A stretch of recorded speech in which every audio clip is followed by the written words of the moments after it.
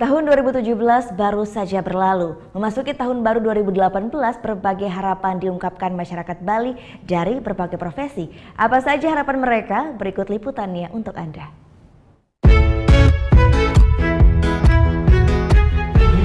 Om Swastiastu, Rajang Nyangre Wanti Warse, Ruang Tali Pulau Kudus, Sandi Jagirau.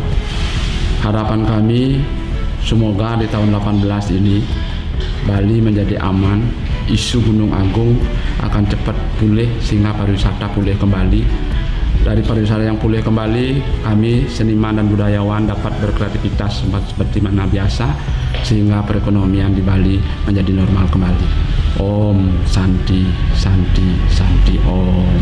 Kita berharap kondisi ini akan menjadi semakin baik, dan tentu karena kita di Bali hanya punya pariwisata, tentu kita berharap pariwisata ini akan terus semakin maju.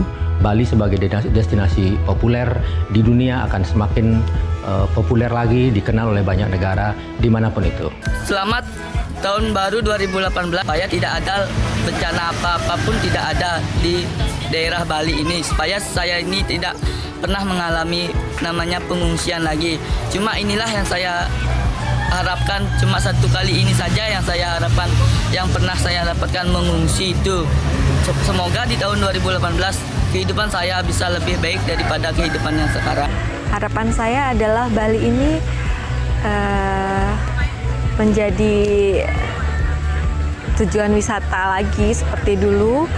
Kita tahu kemarin erupsi Gunung Agung terjadi, tapi saya berharap kedepannya ini semua akan baik-baik saja. Wisatawan semakin banyak datang ke Bali, masyarakat Bali semakin damai. Biar petani itu bisa kehidupannya lebih maju di tahun 2018. Ya, diperhatikan ini petaninya, biar mencari pupuk lebih gampang. Biar kita punya penghasilan untuk menyekolahkan anak-anak. Selamat Tahun Baru 2018, biar petani kita lebih maju. Thank you. Udah selesai nonton beritanya? Jangan pergi dulu dong. Subscribe dulu dan nonton tayangan lainnya di sini. Subscribe, nonton lagi. Subscribe, nonton lagi.